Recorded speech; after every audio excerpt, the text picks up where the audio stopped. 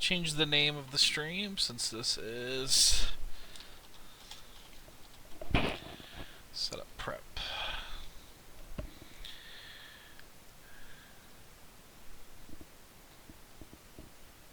Okay. Alright, so I just got done with part 2 and I wanted to record another video. This video is mostly just going to be me just doing setup prep for week 2, which is Southern National Speedway, or Southern National Motorsports Park, excuse me. And this is just mostly going to be me going out and just running laps and doing adjustments as I go along. I'll probably call out what I'm doing, but I'm not going to go into too much explanation of why I'm doing it. Mostly because I just want to just pretty much just I want to get some practice in, since I don't know how much time I'll have this week to practice before the Tuesday race, and I have an opportunity right now, and I figure, while I'm at it, why don't I stream it and kind of show people how, the mad science that goes on while I'm starting to figure out what I want to run for Tuesday, because what worked in one season doesn't necessarily work in the other, or an adjustment that I made I may not have liked, and so I'm gonna try to do something a little different. So I did call out in the video that I didn't like where the bump stiffness was, but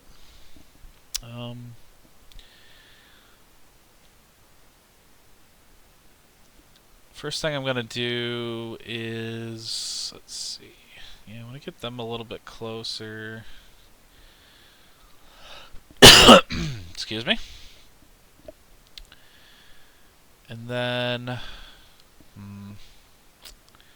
let's try to put these down a little bit. Actually, cancel that. I'm gonna save this as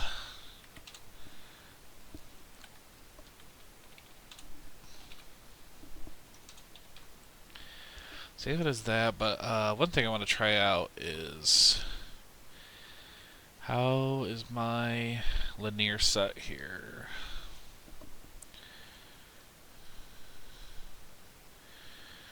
Probably just put a 542 in it for now. Might be too loose, I don't know.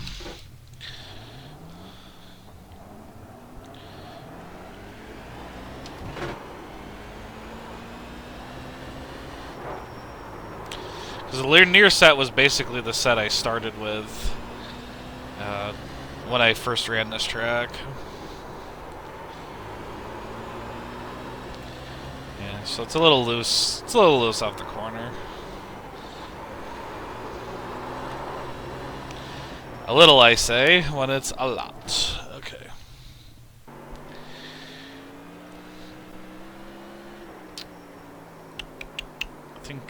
I think I had the bumps down a little bit more, so let's go ahead and do that. That's going to get very annoying. I believe I had more camber in the front too, compared to the linear set. Might just go back to the other set, I don't know.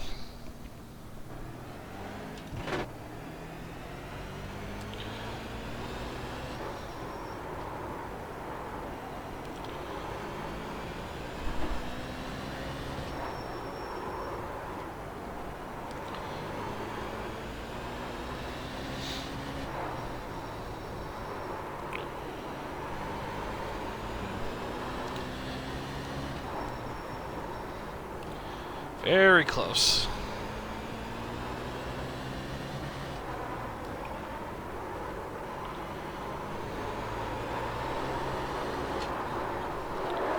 Alright. Yeah, so I've gone through that prep of getting the car dialed in. I just gotta fine tune it for Southern National. So let's go ahead and try 21 psi on that side.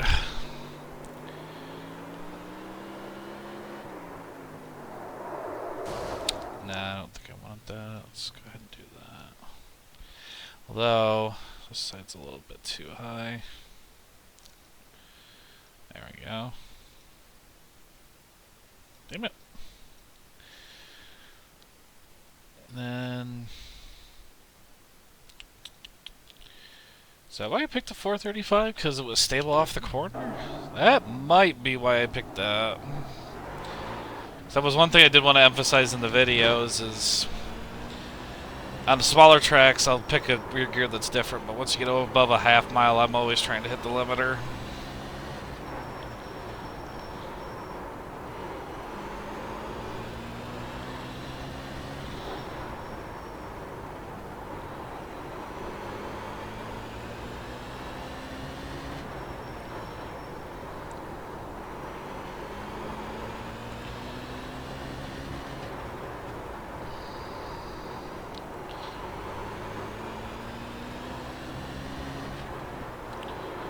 I knew I could run into threes.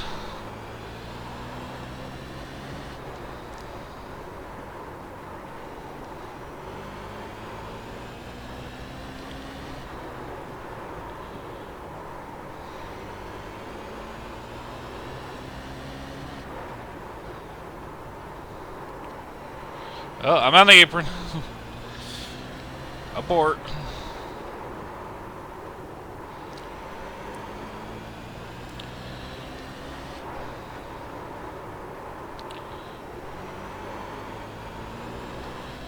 Yikes. Okay.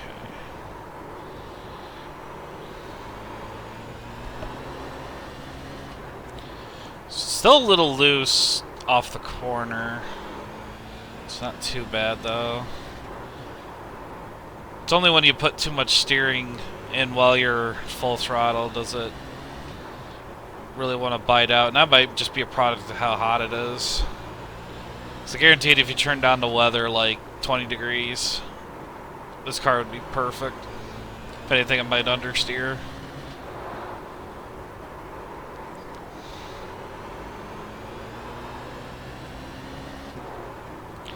Yeah, I think that's why I picked a 435 or a 535, excuse me, instead of the 542. Then you're kind of topping off halfway down the straightaway. Like, oh, I got a bad run off that corner, but here.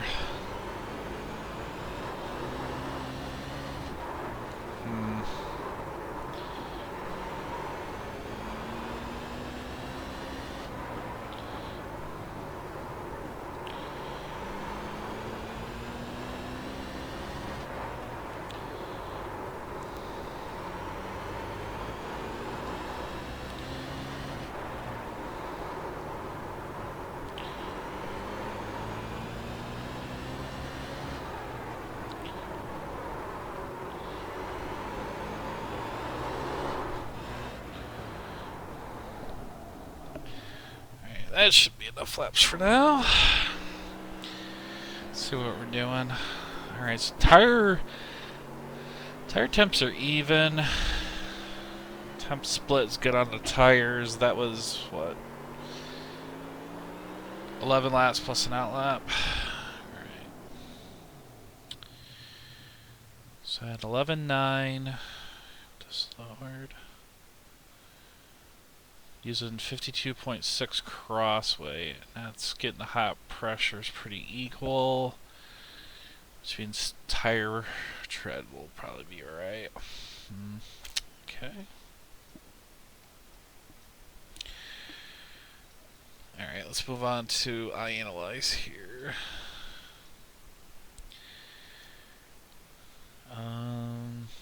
Map's a little wrong there, so let's use my fastest lap.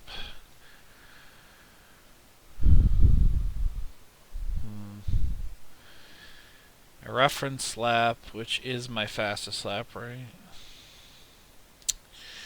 That needs to be a straight line. In case anybody hasn't really read telemetry before, these are dots of data. These are almost like the what would happen if you put a marble in the race car and you went out and drive, and this would be like the marble's position going through, like on the straightaways and in the corners. Generally, you want these marble points to be on this line. I don't know why this is so crazy. That was the last lap. Oh, that was the last lap because I almost spun out. Let's take, like, I don't know, lap 12. Let's see what that map's like. So that's a little bit more scattered.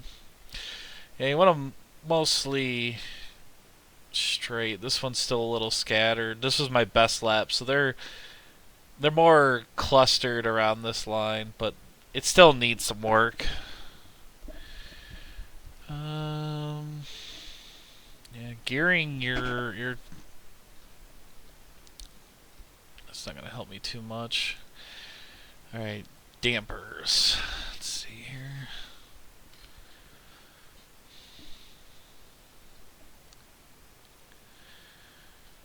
Wow, my reference lap, my fastest lap, this actually bottomed out somewhere. Where did it bottom out?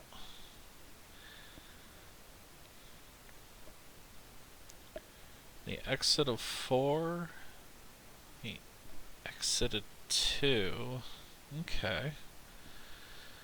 That's interesting, but it never did it again. It didn't do it in my other laps. Let's pick another lap for the heck of it. Yeah, it's not doing it there.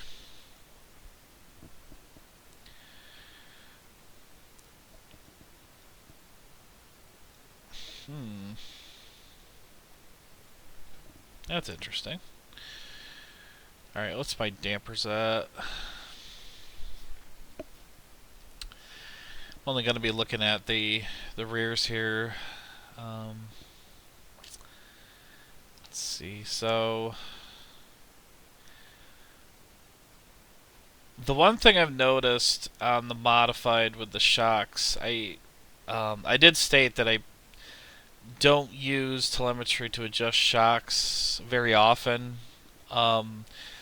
The one thing I do use telemetry for to adjust shocks on this car is I'll typically look at bump versus rebound, the low speed bump and rebound. There's a low speed and a high speed setting. I don't think this car you can adjust them independently, but on the Indy car and I think pretty much every road car at this point, the GT cars I know for sure all have adjustable four-way shocks. There's a high speed setting and a low speed setting, and in case you don't know what those are, low speed is weight transfer mostly. High speed is sudden changes, so that's bumps in the road, hitting a wall could be counted as that, though you wouldn't really want to have telemetry data with hitting the wall. But yeah, low speed is mostly influenced by weight transfer. And as a general rule, because I'm still feeling that the car is loose, what I'll do is I'll look at the bumps, and I see that all the bumps are higher than the rebound. When the bump percentage is actually higher than the rebound setting by this big of a gap, that typically contributes to the loose conditions. So in hotter weather, it might be good to actually go down on the shocks a little bit. Maybe go up on this one too. This setting will mostly help with mid-center rotation. My range on this is 1 to 3. I don't go above that. The modified doesn't really like it. Not saying that you can't, because I do believe that for some special cases, cases is like Concord, I think even Richmond. Trying to think of another track. Concord's the big one. I think I ran like about +7 on that side to get it to rotate in the corner a little bit differently, because my standard sets weren't really helping out a lot.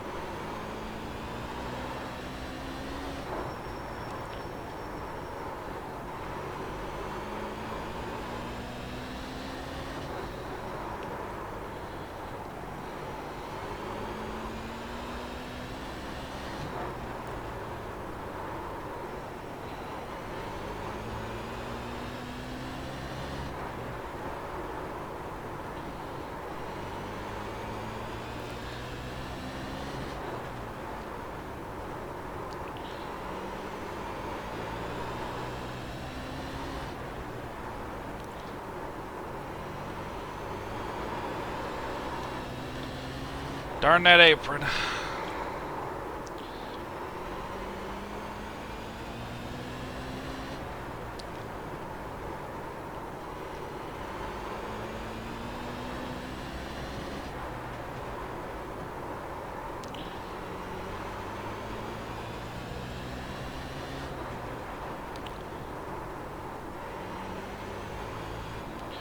Whoa. That was just bad driving by me there. That wasn't the car's fault.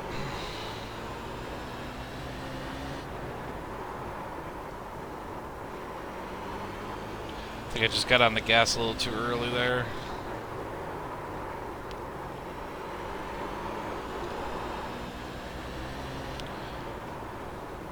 Gotta stop getting on the gas too early. Like I just said not too long ago. Yeah, there we go. Ooh.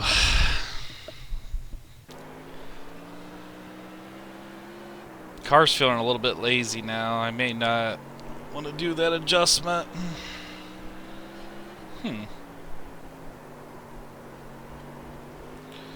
Alright, let's head back to iAnalyze here. Let's see what that did to the dampers. That was the first lap. Alright, so actually, let's put you on my fastest lap with the new adjustments, and then I'll just pick the last lap. Okay, so...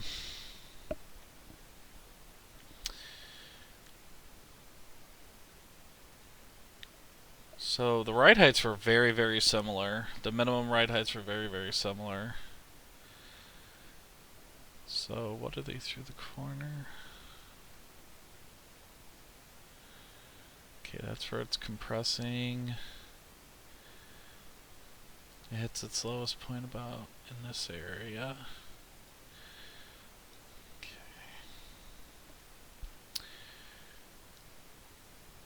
So entering the corner, it's got that little bit of push from the higher right front, the right front height.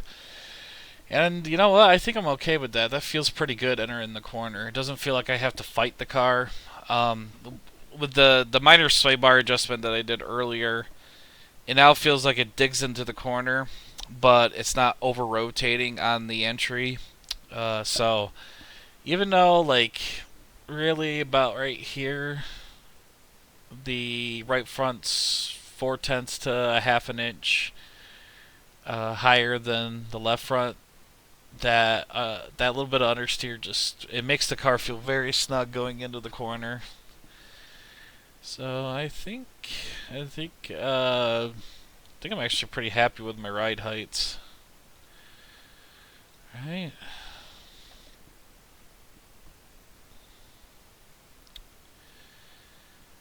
Now this side's too low, so I might actually go back to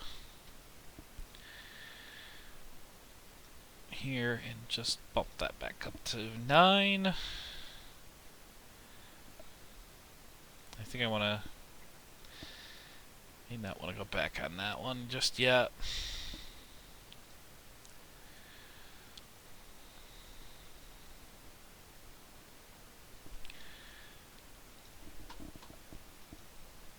Let's see here.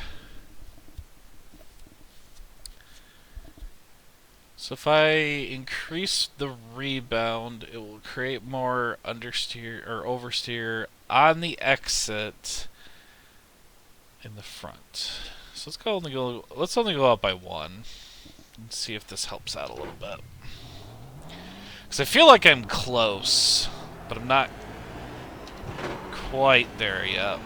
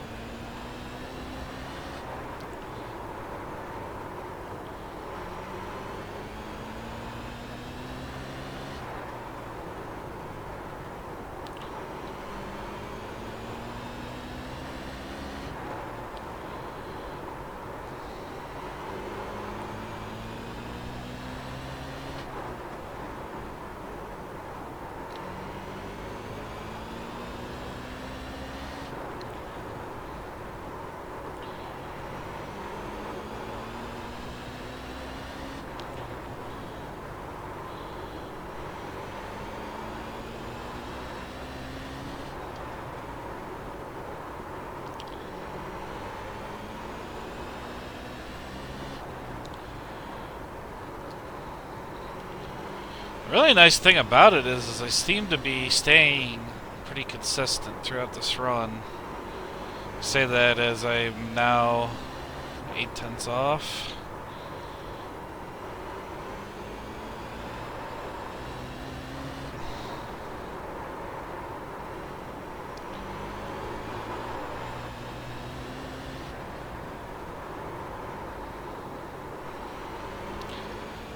But the balance of the car is starting to feel pretty good, because the one thing that's suffering right now, at least to me, is the drive off the corner. But I'm trying to figure out if it's just me hitting the gas too hard, making the car react, or is it just the setup needs a little bit of work. Because, like, right there, it drove off perfectly and everything was hunky-dory, but sometimes it just doesn't bite like I'm expecting it to.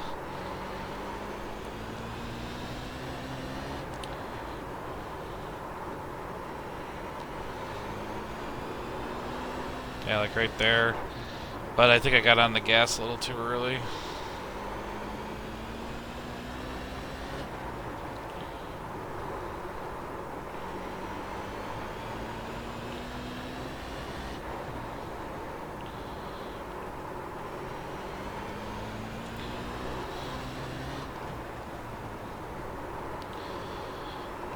I'm not hitting you today, Wall, even though I hit you earlier.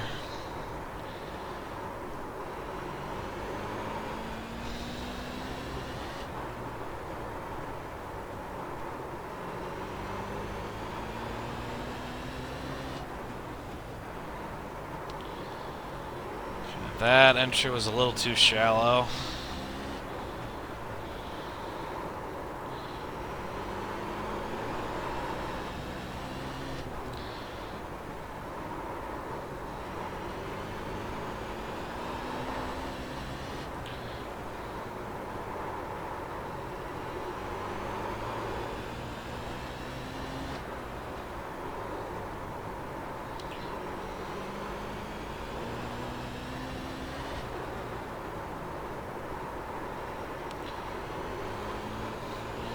Alright, let's go to lap 45. No, let's go to lap 50. Screw it.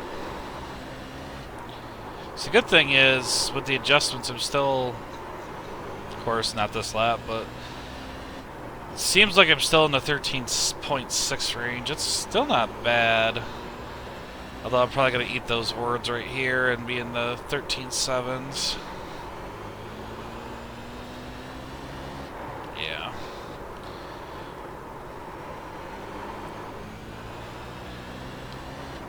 Not sure if that's great times, but trying to remember back to the first season we ran this.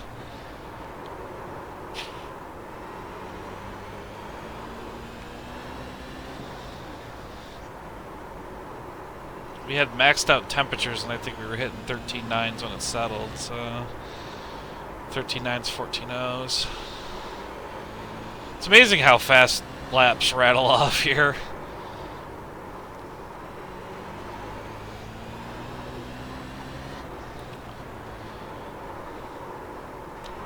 This place is freaking awesome.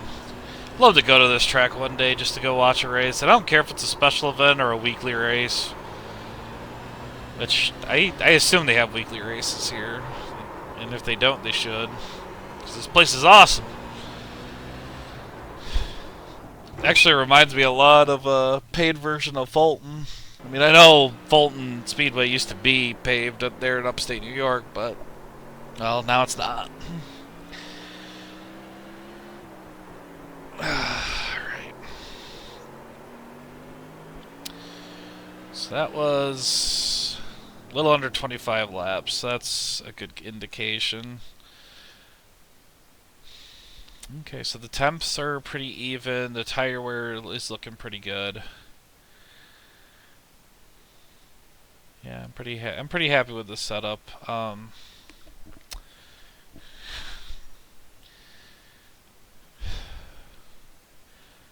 This could explain why the setup's falling off a little bit. This isn't as high as I would like it. I wish that left rear was just getting a little bit more temperature than I see that it's getting. Alright, so actually wait a minute. Save this as the new initial setup, and then I'm gonna add stagger, and I'm gonna add a click across weight.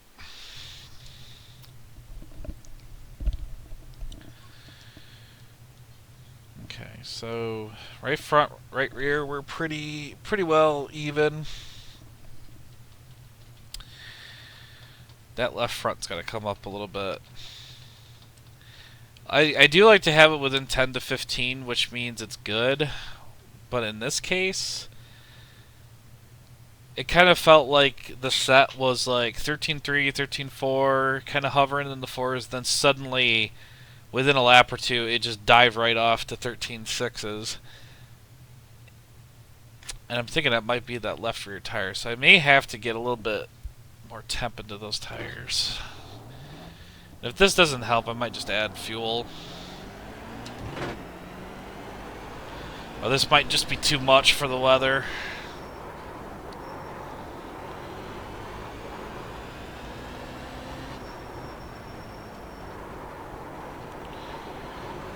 Just totally not prepared for that.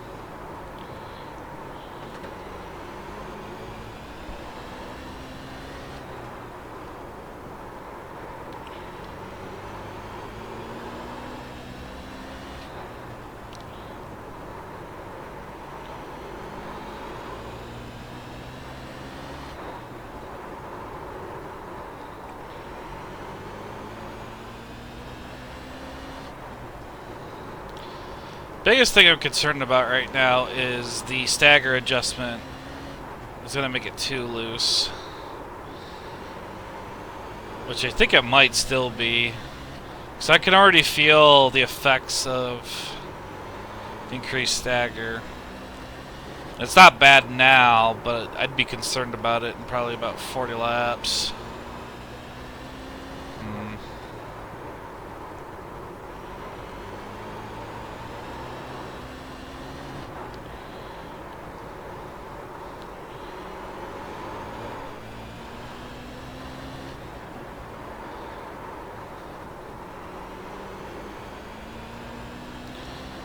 Let's see, I think I started on lap 51, so that's about 10 laps there. And that's about when it cliffed a little bit. Lost 0.2 a lap. Well, I'll lose a lot more there.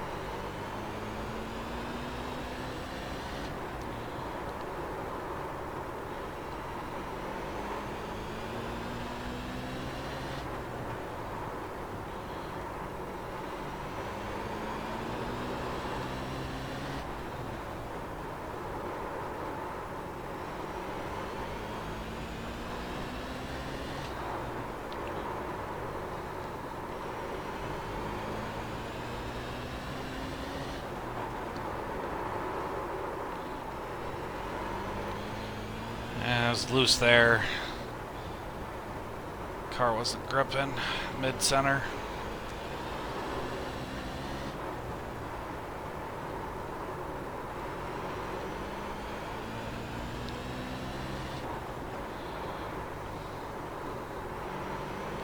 Yeah, let's just go to lap 75. It'll be about the same distance as the previous run was. I think I'll have to do a setup prep video when I start with the baseline. And then work toward a set that works. Just to show you the full process, because right now I'm just modifying sets that I made. You know, and that might, I don't know if that would be, I don't know if this is going to be useful to anybody, but really all I'm doing is minor adjustments because I went through the time and figured out what's a good base setup for this track.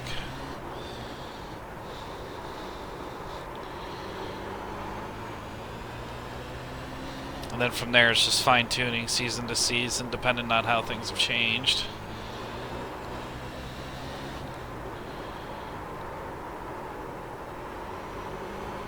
So I seem to be falling off to about the same area. I'm wondering if this setup change was even worth it. Because all I feel is the car just being overall a little bit, what's the right term?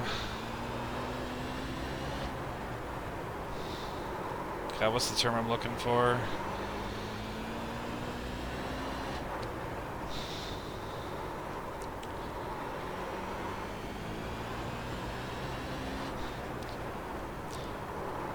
Not quite sure what I'm looking for. Like it's, like it feels like it could spin out at any time. Like it's almost like on a hair trigger.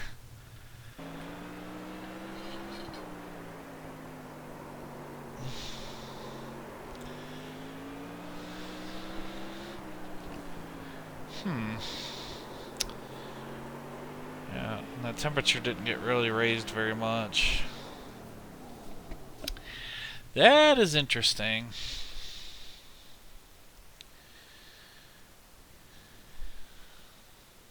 I mean, it was only one click of crossweight, so it wasn't going to really change it too much. But all these temperatures stayed the same, even with the stagger adjustment, even with the crossweight adjustment. These were very, very similar. May have to look back at the video to see if they were right or not. Let's go back to analyze here. Let's just go to recent lap, fastest lap. Fastest lap was... that was at the beginning of the night. Okay, so let's see how much the ride heights have changed. Overall, oh, look at that. Minimum ride heights in the corner. Where is it? Bottom end. Boom. About there.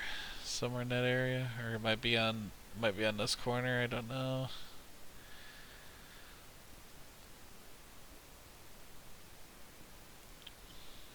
They seem to be pretty seem to be working together pretty well now. The only thing is the maximum ride heights are a little off, but yeah, it's only off when it's on the straightaways, and that's not really a big deal. That tilt on a straightaway is not really going to do too much harm to the setup. So, yeah, I typically only look at the ride heights that are in the corner. Don't really care too much about what they are on the straightaways, because if you look at the straightaway, like I said, you'll see like right there, they're almost hitting maximum. They're almost hitting maximum heights in this area right here. So that's the last possible moment I'm in the corner and on the straightaway. Okay. Dampers. That was beginning of the night. Yeah, so let's go back here and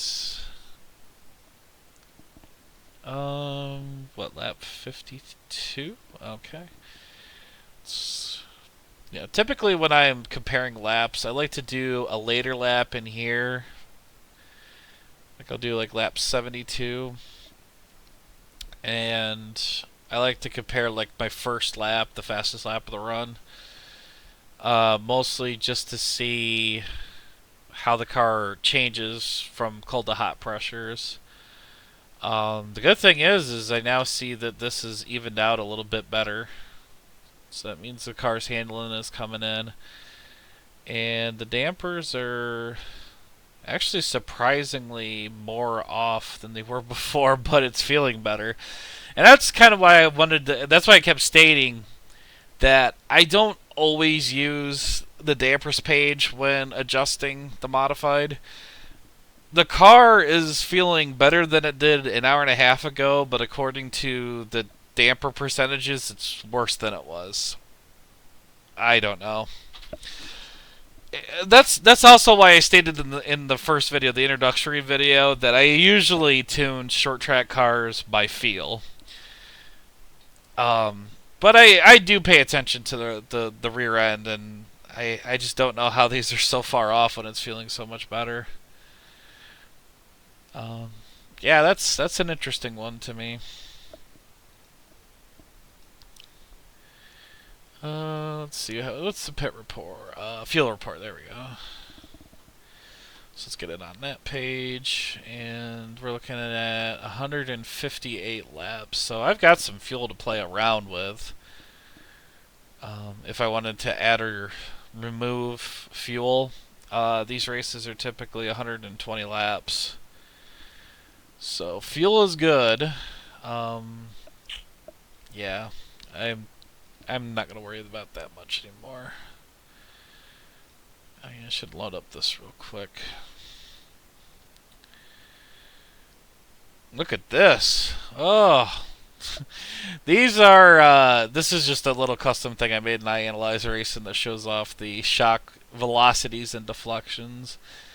I usually use this on road courses, because if I see, it's a little hard to see here. Let's see if I can, yeah, this is a little bit better.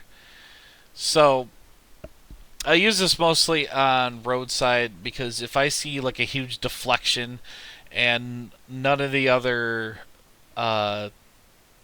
shocks are getting that same deflection, that might actually mean that I either hit a bump or that might be why my car just spun out, you know, because some of the road cars you'll drive, sometimes, you know, if you hit the gas a little early and you hit a bump, the car will just spin right out. And sometimes you can get a good idea of why that was.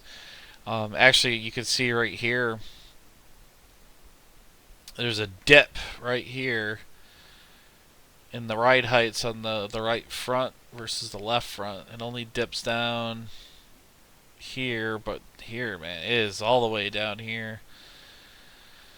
So, although in inches per second, it's not much different. That's interesting. But you can see that the yellow line is what? Shock deflection. Okay, so that was velocity I was looking at. Okay, but the deflection, its travel, you can actually see that on my best lap, and this is actually the reason why you end up getting the fastest lap, is all the suspension right here, all the suspension parts are all working together. They're balanced and they're working together. And when they're working together and you're being as smooth as possible, that is when you gain time. And that is when figuring out suspension is your best friend. Boy. I don't know if I'm going to do anything else to this set. It feels really good going into the corner. Still a little loose off, but a lot of times that might be just because I full throttled it way too early. But other than that, I think the set's feeling really, really good. I think that's the last thing I wanted try out before I switch.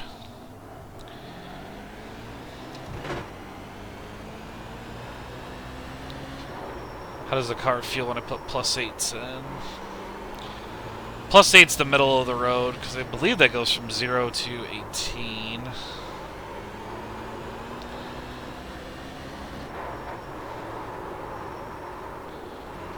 Oof.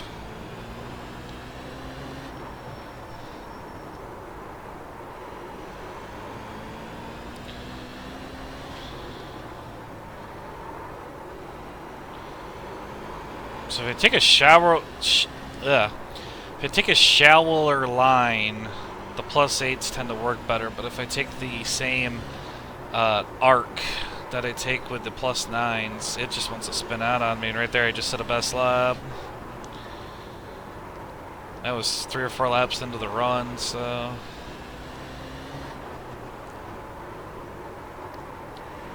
I don't know, I might actually make an adjustment on that now.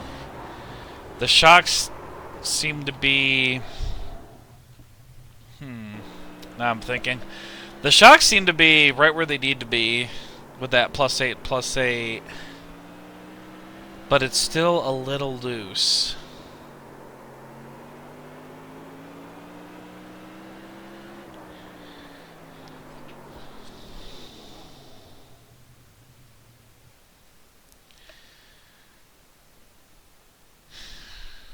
Nah, that might not work, but let's see. Let's see what it does. Because if that doesn't work, I actually have another idea.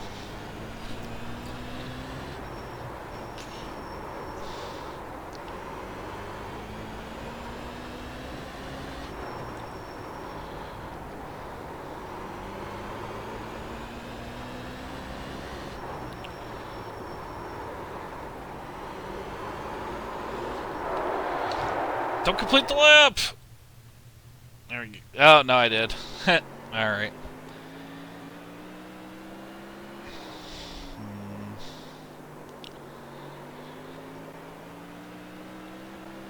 Let's get rid of a click of camber.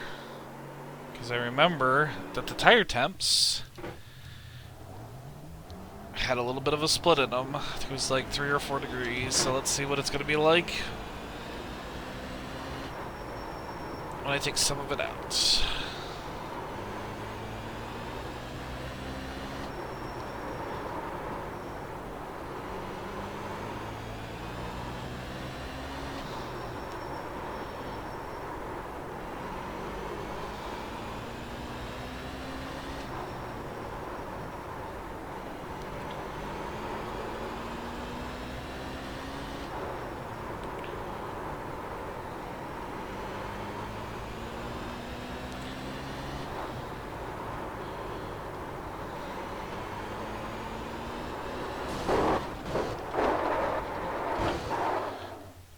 Oh, I got some wheel damage.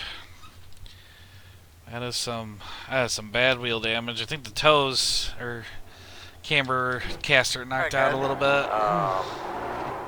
No, we'll stop here and yeah, might as well maybe we keep can take a look wrecking at it.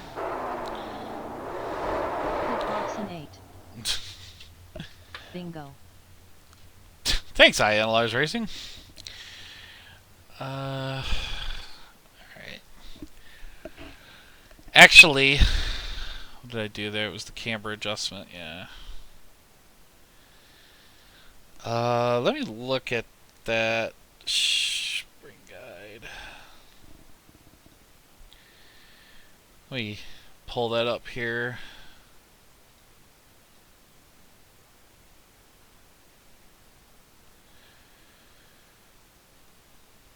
Why isn't it showing up?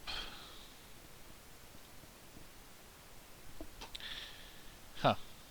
Setup help. Open with Adobe. Will it show up now? Thank you. Alright, there it is.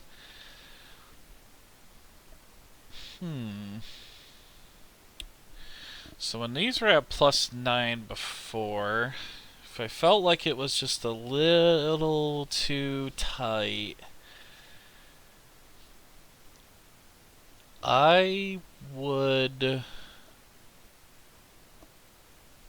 I want more oversteer. So I'm going to lower that.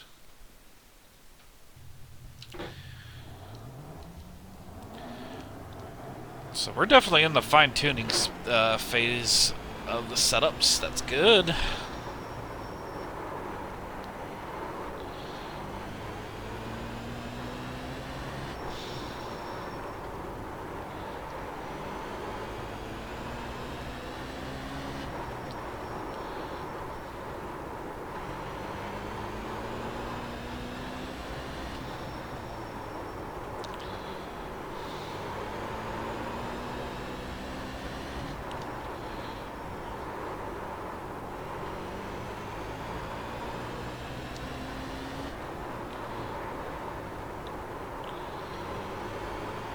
So yeah, I'm pushing it now. I want to see what this modified will do.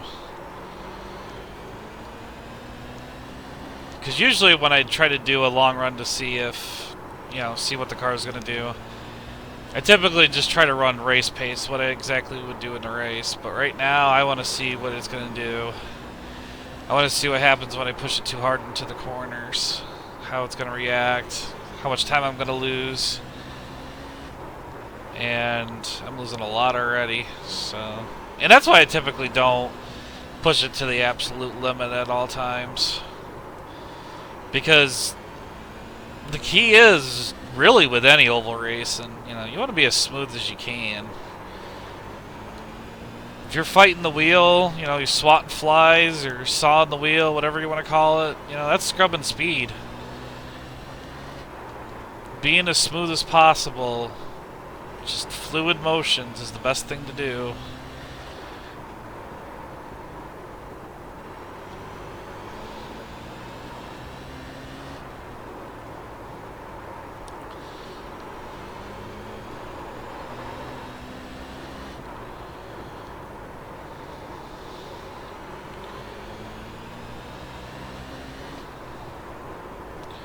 So I had a 13.351 with my op being a 13.9 or a 2.9. Wow.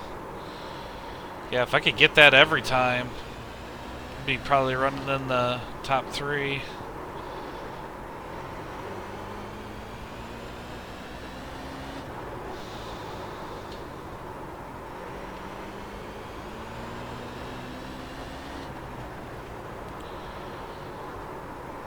Just like that, I'm going to be hitting lap 100 here. Wow. I didn't even intend to. But then again, 14-second laps, it's just so easy to throw out 100 laps to this place. It really is.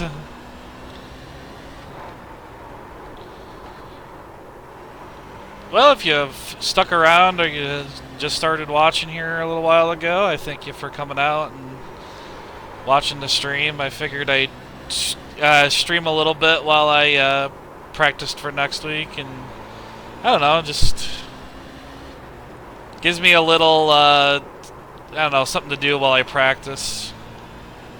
This way I can talk to myself and not make it seem like I'm completely crazy, because I'm talking in a video instead of just talking out loud to no one who's in the house.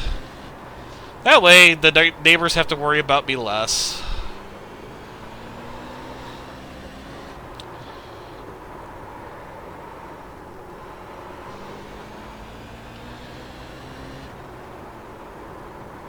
Yeah, so even in warm weather, this set's feeling pretty good. I mean, I just think the drive off the corner is user, because sometimes it's there, sometimes it's not.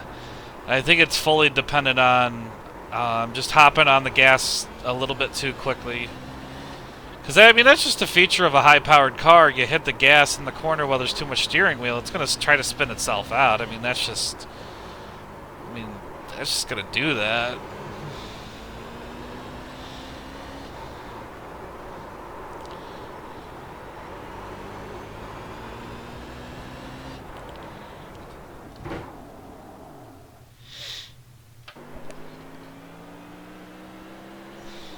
Oh god, I am so sorry. I had that stupid window up the entire time. God dang it. You know, I told myself I wasn't going to allow that to happen, and then it just happened. So that 20-25 laps was completely useless, but whatever. Hey, I just ran 100 laps the same exact way, so it's not like you missed too much.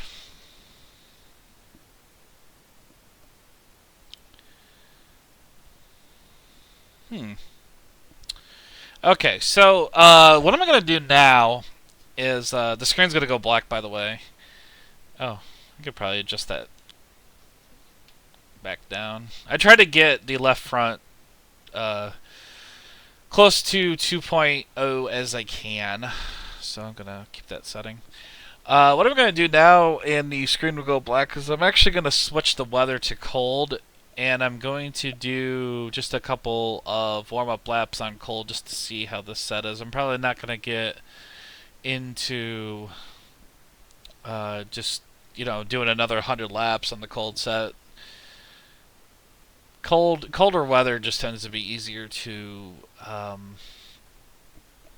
tune for anyways, so let's see. Let's do, I don't know, let's do 72 degrees overcast. That sounds good.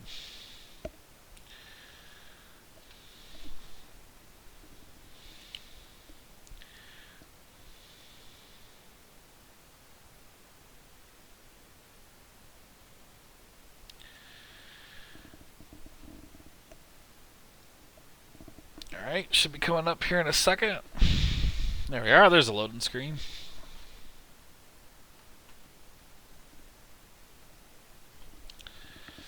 Alright, so overcast 72, track temp is also 72. Okay. So I'm gonna, there it is. Night set, honestly the night set or the cold set from season 1 would probably work here. Wait, what's the difference between these two? I think this might have been the one I actually put up on the forums. I think that's what I ended up doing on my other set. So let's go ahead and do that already on this one.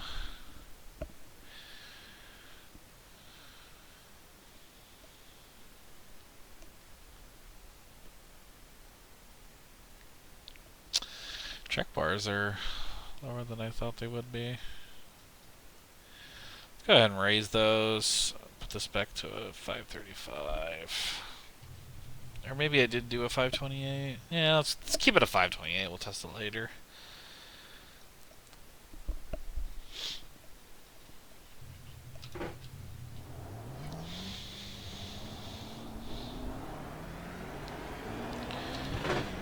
Guess I could actually use this time to talk about the differences between hot and cold weather. I'll probably do that after I get 10 laps in.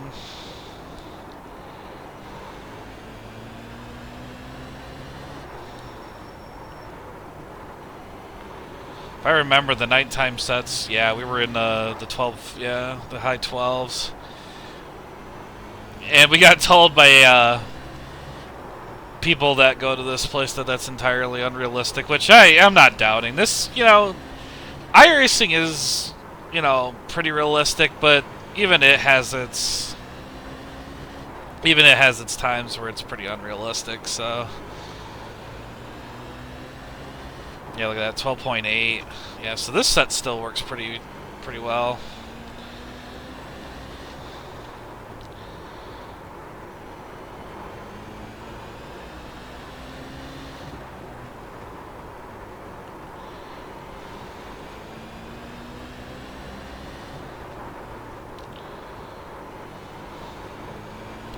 Since they changed the way the new surface model is, because what was it, last year? Oops, hit the wall. God dang it. What was it? Yeah, it was last build. It was the 2016 Season 4 build. They changed the way that the track retained heat, gained heat, and lost heat. And after that, I noticed that overcast weather is very, very close to nighttime weather now. So, that's good to see. There'll be less sets I have to build, but... So anyway, the main difference between nighttime and... cold weather and hot weather is obviously the temperature, but, more temperature in the track translates to a looser condition. For the modified in particular, I will typically adjust track bars, the rear bumps, and stagger if it's needed. Those are typically the three things that I touch. So, if it is just from cold set to warm set, if it is just so loose all over the place that you can barely handle it, I usually go straight to a stagger adjustment. You'll actually typically see a lot of the setups that I submit will always be one click off for the warm set. And actually, the Season 1 sets I have on here, I believe the warm was here and the cold was here, so falls right into that. The rear bumps is easy because overall stiffer rear bumps makes the car... Sorry, I'm reading that tooltip. More bump stiffness, tighter under acceleration.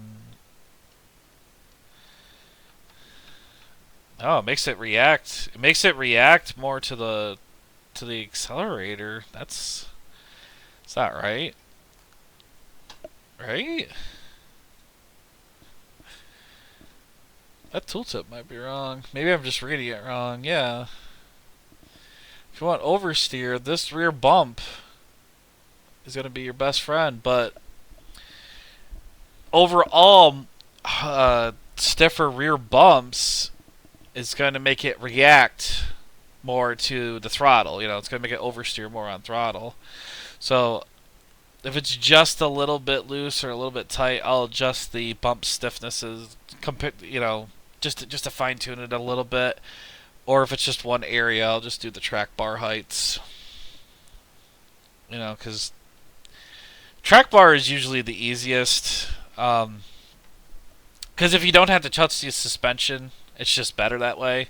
Because every little suspension change, you got to make sure you test it out. Whereas a track bar thing, it's partly user feeling too. So I might like it at 9.5-inch track bar height, but you might raise these up one more click and go, oh wow, that feels better. So yeah, this set feels pretty good. I mean, I only went out there for 5 laps, but I can already kind of tell that it's probably going to be the set that I'm going to use if I get a cold weather race this time.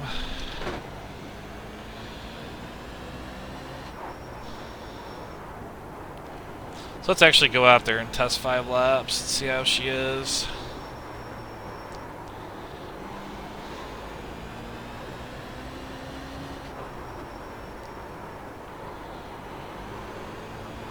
Even faster, a full 10th faster, 12.75. I don't think that's actually my fastest lap. I think I did a 12.6 in the nighttime.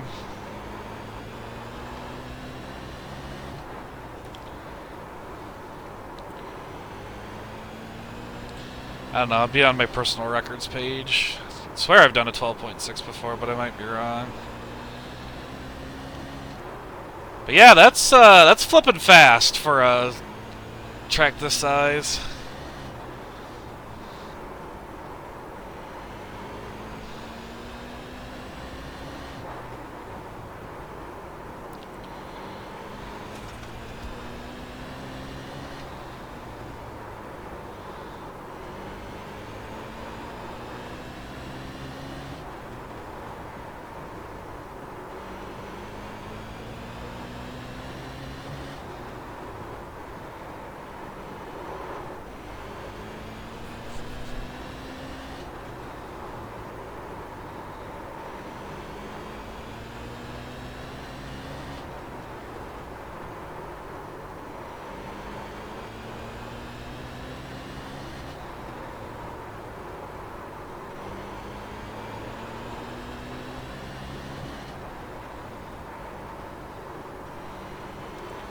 Wow, this set feels so good. Yep, I'm definitely using this set again. See, that's another reason too that you want to invest some time into setups. Because once you find a couple good setups, you'll find that you reuse them. I mean, it does suck that when you get a new tire model and it makes all the setups change. But, you know, like I said, rules in real life change all the time too. I mean, look at when NASCAR transitioned from the old style cars to like the COTs, you know. Everybody had to relearn how to not only drive the car, but how to adjust the car. Some people liked it, some people didn't. Some people adjusted better than others. It's just the way that it is.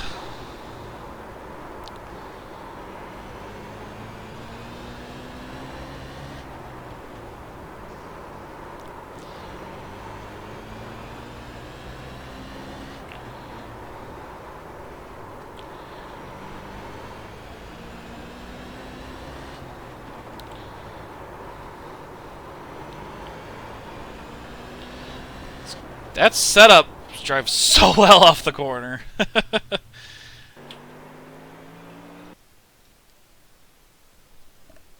Tire temps are perfect. I love it. Not a thing I'd change about this setup. Alright, so I'll make that my 2017 Season 1 Colt set. So yeah, I did stick with the 528.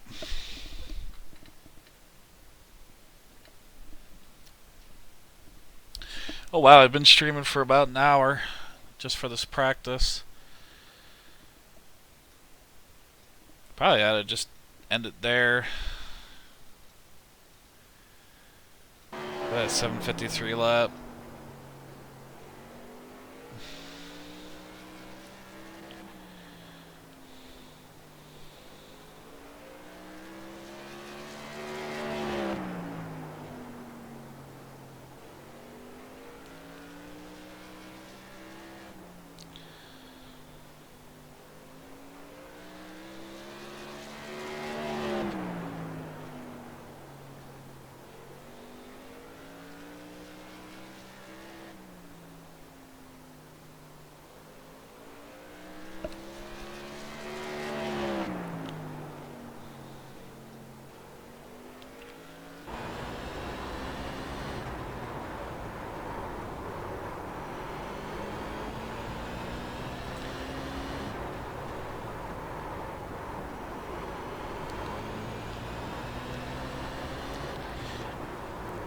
I don't know if anybody else likes to do this, but every once in a while I just like to watch myself, or just watch a race, and just watch how the tires and the wheels react on the road.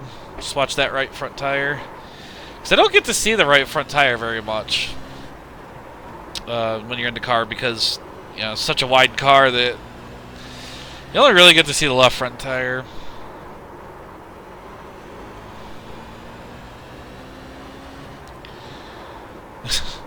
I have noticed that I do stay away from the wall. If I, ooh, right there, there we go.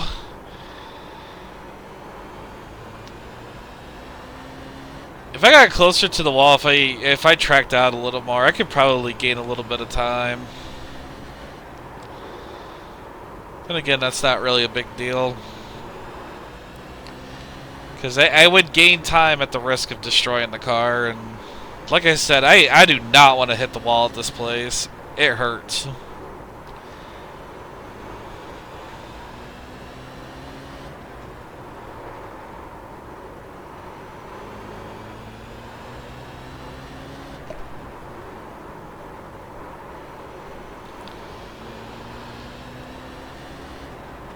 So let's see. I started to fall off into the 13s, 10 laps into the run.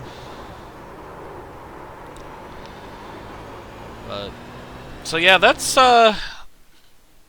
Southern National for you.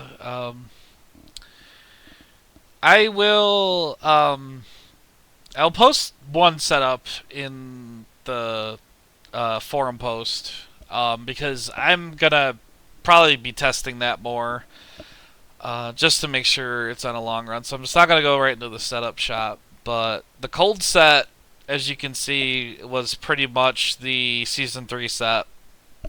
You know, so that set is very good for anything that's probably under probably about 80 degrees Fahrenheit. I don't know what that'd be in Celsius off the top of my head. Um, but the warm setup, you saw that I made a bunch of adjustments to it, and I'll post that. And it's just gonna be as a starting set. I don't want to base. I don't want to say that that's a ironclad baseline just yet, but just because I don't know if the adjustments that I made, I tried to tighten it in some spots and loosen it in others, and I don't know if I loosened it too much because it's not 20 laps that you're gonna figure it out. It's not 40 laps that you're gonna figure it out. You're gonna figure it out 60 laps and above. And I gotta take the time to test it there. But for the sake of this video, if you want to try out that set, I will post it. And I'm talking about the warm set. So I classify anything cold, quote unquote, that's anything 80 degrees or below. I classify anything warm, quote unquote, if the track temperature is a triple digit. So 100 degrees and above. And then anything in between, well, you know, you can just pretty much make minor adjustments off your hot or cold set and adjust accordingly. So that's why I've been typically posting hot and cold sets, but nothing in between, just because the calculate or not the calculations, but the setup adjustments that you have to make from like warm to cooler or cooler to warmer are usually pretty minimal. It's usually crossweight and track bar adjustments, maybe rear bump adjustments. If it's way off, then you can just add or remove a click a stagger. But other than that, it's very, very minuscule changes. And if you have a car that has downforce, usually the biggest adjustments from cold to hot are wing settings. You know, you want to run more downforce in hotter weather and run less downforce in the colder weather because the track's got more grip. So, all right. So, we're gonna end the video here. Wow, I've been streaming for an hour and 10 minutes. I hope that this video was also informative. Like I said, this video was not about me explaining anything. This was me just sitting down in front of the computer and getting ready for next week. And I figured I would stream it just to see, just give you a little insight on how I, start practicing for the next track and how I methodically go through the changes. Because one thing that you'll notice is I never went and adjusted like a shock adjustment, a track bar adjustment, a sway bar adjustment, and a tire pressure change all at the same time. I tried to do like the biggest swing I think I took was a sway bar and a shock adjustment. And that was because I probably already knew what was going to happen. But if you're going to do it, just try one at a time. And you saw, I made adjustments that weren't better. So I got rid of them. And that is something I wanted to emphasize in the first video. Don't be afraid to fail. You will always learn from your mistakes. Always, always, always. Just always remember that, because you don't know how many times. I've got I think it's like 165 Tour Mod races now in iRacing. Somewhere in that area. It's like from 160 to 175. I have failed on the set so many times, and I even admitted it in the session. That is why I typically try to get a race on a setup before I post it and say that this is a baseline, because I've done races where, oh man, this is great for the first 25 laps, and then in the end of the race, it's a complete and utter mess. So, alright, I hope you guys enjoyed. I will catch you later, and see you next time when I will try to Try to explain the suspension. That's going to be fun. It's going to be a fun adventure for me because I'm not sure how I'm going to do this yet. But regardless, I'll catch you later and have a good night.